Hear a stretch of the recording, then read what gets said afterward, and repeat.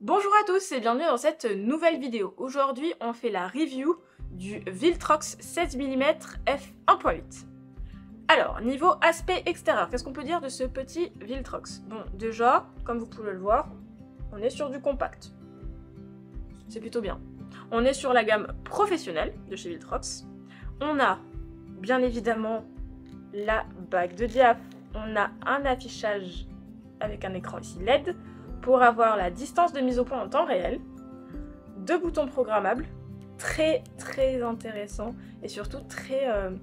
le feeling au toucher, j'adore, vraiment.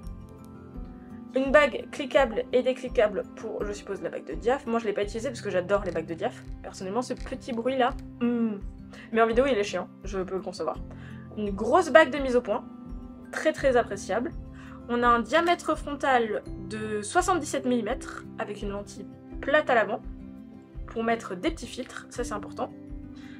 Et à l'arrière, on a, donc juste ici, fais le focus, un joint d'étanchéité et normalement, si je ne me trompe pas, il est juste là, voilà.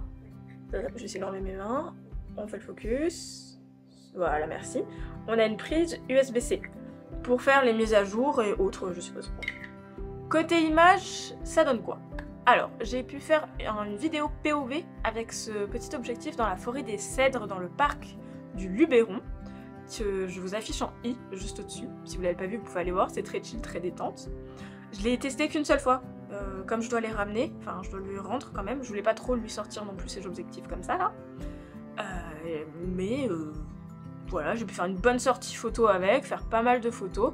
Je vous mets quelques petites images juste ici pour le plaisir des yeux. Donc le 16 mm, c'est une focale que j'avais pu expérimenter à Madère avec le 16-28 que m'avait prêté Sigma, mais c'était un 16-2.8. Là je peux aller jusqu'à 1.8. Le 16 mm c'est toujours bizarre pour moi parce que c'est une focale que j'adore et que je déteste en même temps.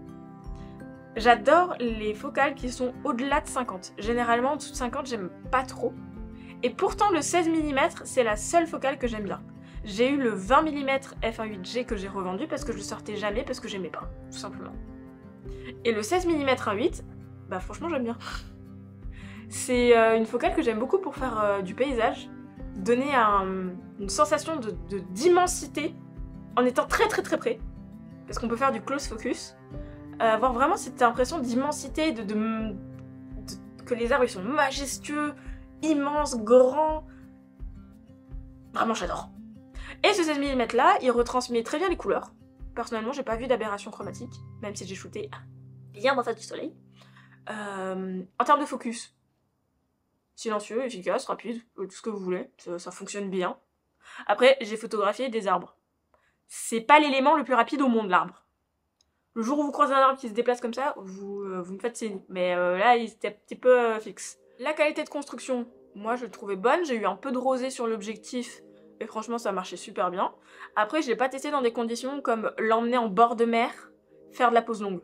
Avec le sable en brun et tout le temps. Ça, j'ai pas testé. Je suppose que vu que c'est une gamme pro, qu'il a l'air très bien fini, en finition un petit peu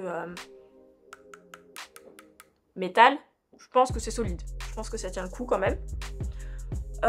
Qu'est-ce que je peux vous dire d'autre? J'ai pas filmé avec, je voulais faire un vlog et tout, mais comme d'hab en fait, quand j'embarque des gens avec moi en vidéo POV, ça les saoule très vite que je m'arrête toutes les 2 secondes pour faire des photos. Donc j'ai pas filmé en plus en mode salut à tous, bienvenue dans cette nouvelle vidéo. Parce que je sais que c'est chiant en fait pour les gens autour de moi, je sais que c'est très chiant. Mais sinon c'est un très bon 16 mm. Par rapport au Sigma, il est un petit peu meilleur, ce qui est logique, puisque celui-là c'est une focale fixe, le Sigma c'est un zoom. Il est plus lumineux aussi. Pour l'astro, je sais pas si 16 mm c'est assez. Je sais que au moment où je tourne cette vidéo, Sigma a sorti son 15 1.8, mais avec une lentille bombée. Moi les lentilles bombées, bah ça me fait peur parce que je suis une catastrophe. Vous savez très bien, si vous suivez la chaîne et mon compte Insta depuis assez récemment, bah j'ai fait tomber un boîtier, je l'ai cassé, j'ai dû l'envoyer pendant 3 semaines en réparation chez Fujifilm. Voilà, pour sa première sortie photo. Hein. Donc littéralement le 16 mm, je me suis dit bon, il est pas à moi, c'est pas un prêt d'une marque, donc c'est-à-dire qu'il n'y a pas d'assurance derrière. On va la jouer soft. On va aller se balader en forêt, faire des petites photos, tout ça. l'anecdote, hein. Dans la forêt, petite photo, je range l'appareil photo, je fais 300 mètres, je me tords la cheville. Le karma. Ta-da-ta-ta-ta. Vraiment, le karma, moi, en randonnée. Tout simplement. Sur du plat, hein. J'ai juste tripé sur une pierre. Et je suis allée tourner. Bref, on n'est pas là pour parler de mes problèmes de cheville, mais pour parler de ce petit bonhomme. Donc, compact, efficace, bonne qualité d'image. Je vous remets des photos. Qu'est-ce que je peux dire d'autre? Prise en main. Franchement, très intéressant. Poids contenu, vraiment. Je pense qu'il fait à peu près le même poids que le 1628. En tout cas, en sensation en main. Je passe plus vraiment les objectifs sur une balance. Parce que pour moi, ça dépend aussi de l'équilibrage qu'on a avec le boîtier. Ce qui va changer énormément de choses. Alors oui, la masse, c'est la masse. Quand tu l'as dans le sac à dos, au bout d'un moment, ça pèse ce que ça pèse. Mais quand tu l'as en main et que tu shootes, si le poids est vraiment dirigé vers l'avant ou vers l'arrière, si c'est pas équilibré, tu vas sentir tellement plus que si t'avais 200 grammes de plus mais que c'était équilibré. Ça, c'est mon retour à moi. Après, ça vous de tester. Qu'est-ce que je peux dire? Viltrox, je connaissais pas du tout. Et ben j'adore. Parce que c'est pas cher. Vraiment, je crois que c'est le 16 mm 1.8 FE avec une qualité pareille. Je pense que c'est le moins cher du marché. Il est aux alentours, si je dis pas de conneries, à 600 € là. À 600 €, hein, c'est le prix du 85 mm 1.8, hein. À peu près. Il a dû baisser en prix par rapport à quand je l'ai acheté. Il doit être à 500 maintenant, mais c'est pas cher en vrai. C'est-à-dire que mon 20 mm 1.8G, je l'ai payé 900 €. Alors je suis peut-être un pigeon, mais je l'ai acheté juste neuf. Celui-là, sur le site de Viltrox, je crois qu'il est à 600. Donc on va pas se mentir, hein, Viltrox c'est bien. Viltrox c'est bien pour mon porte-monnaie. Donc vraiment, je vous recommande ce 16 mm. Il est vraiment bien, léger, compact, plein de fonctionnalités, bague d'étanchéité, enfin bague d'étanchéité, non, déconnez pas, le foutez pas dans l'eau, il va mourir. Bague plutôt pour résister aux intempéries, voilà, petite pluie, tout ça, tout ça.